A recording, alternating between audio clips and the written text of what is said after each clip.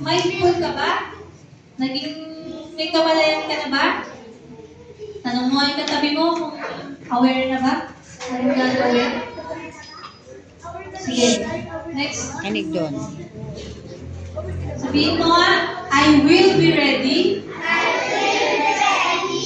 I don't let panic attack me. Dahil sa pag-iwas sa sunog, hindi ako nag-iisa. Hindi naman yung nag-aapoy ng iyong paligid. Lord, ligtas mo. Ganun ba? Nagmumupo ka na lang sa isang gilid, so nagpa-pray ka. Kinukuha ka na nga ng bumbero, ayaw mo pa tumayo. Pray ka pa ng pray. Ganun ba? Ang prayer din kasi, pagiging aware of, alam mo, na ililigtas ka ng Diyos sa paraan. Huwag ka maglaro ng pera, pe. Kaya ngayon mga kanta Tabi mo yung pera mo. Tabi. I wanna do Lagay mo sa bag. right. Gawin natin lagi Tabi mo, marumi ang pera. Tabi mo dyan. So, ang dami natin yung therefore, from now on,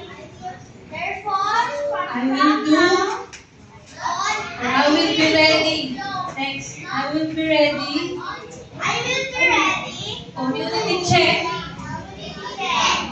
Sinong alam na kahapon nagkita-kita ang buong Paliparan 3, March 15. Check nyo sa mga Facebook. Nagkita-kita at alam nyo, nagkaroon ng symposium. Lahat ng barangay dito sa Paliparan, kahapon lang, nakita ko. Kasi sinesearch ko yung emergency number nyo. Sinearch ko yung BFP or Bureau of Fire Protection. Kahapon lang, as in. Nagsama-sama sila para sa paano apulahin ang apoy, paano gagamutin yung mga sugatan or nahirapan sa apoy, at yung mga precautionary at yung mga dapat ginagawa para maiwasan ang sunog. So, ano yung health hotline?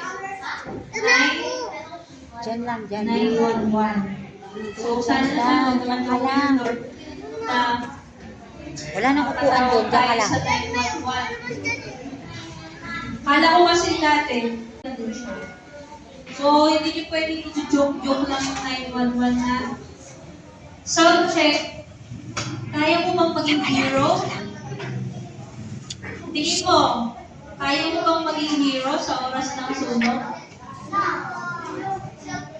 Sino dito kaya maging hero sa oras ng sunog? Okay? Konti lang. Sino dito ang kaya maging hero pag may sunog? Ay nako. Sabi nga kanina, be your own hero. Hindi para magligtas ng ibang tao, iligtas mo muna yung sarili mo! Okay. Gusto mong tandaan nito mga bata, hindi ka pwedeng magpakabayan sa oras ng sunog. Bakit? Sino ang talagang mga bayani sa oras ng sunog?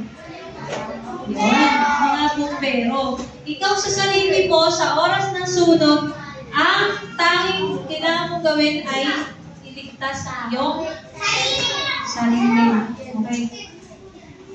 Pwede kang tumulong pag tapos na yung sunog. Kasi mag-donate ka ng damit ng mga nasunugan. So ito, kuya, I will be ready. I don't let panic attack me because Jesus is with me.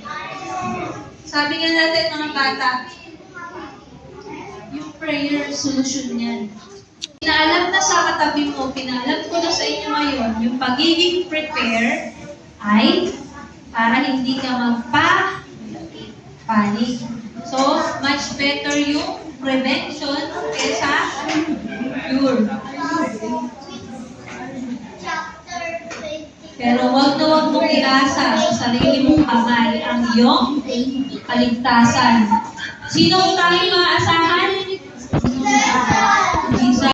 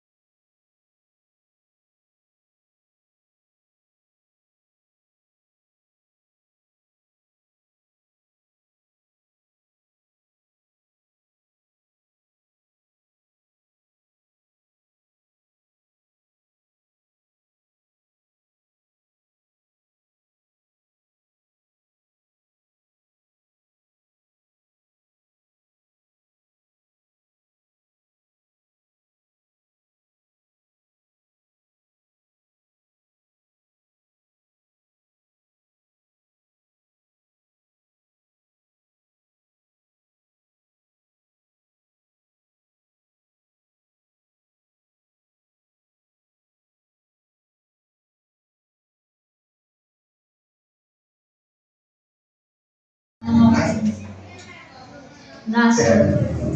Then ito po yung cylinder natin. Ang laman nito, okay, sa paggamit po ng fire extinguisher, tatandaan lang natin Kuya, pakipass forward. PASS. Pero siyempre, sa gitna nito, nandiyan po yung net. PASS. Ha? And Yung fix po natin, paano siya then put the gagamitin. pin, center aim the nozzle to the base of fire. So, ang base of fire natin, nasa ibabaw ng mesa, dito po natin bobombahin. Sige, play mo. Bobo. Pull the pin. Aim the nozzle. Then, S, squeeze the lever. Ibigay po natin yung Bibigay mo on-off of the yung fire extinguisher handle. para mag-release yung chemical niya. Then, last S is sway or swipe. Sway or swipe side to side. Yan, sample.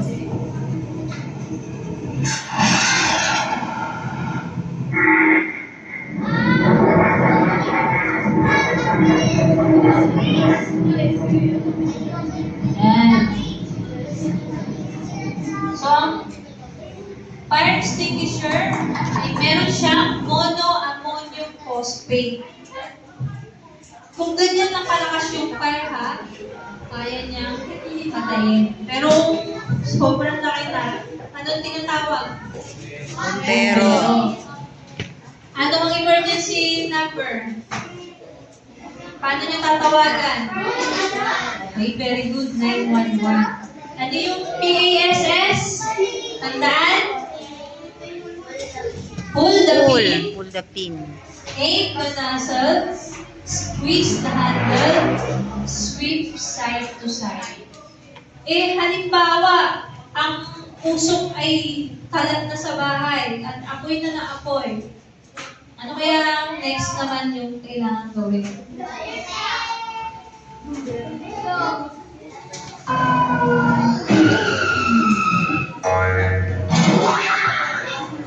Pwede na siya research sa YouTube. What do we do if our clothes catch on fire? Stop where you are.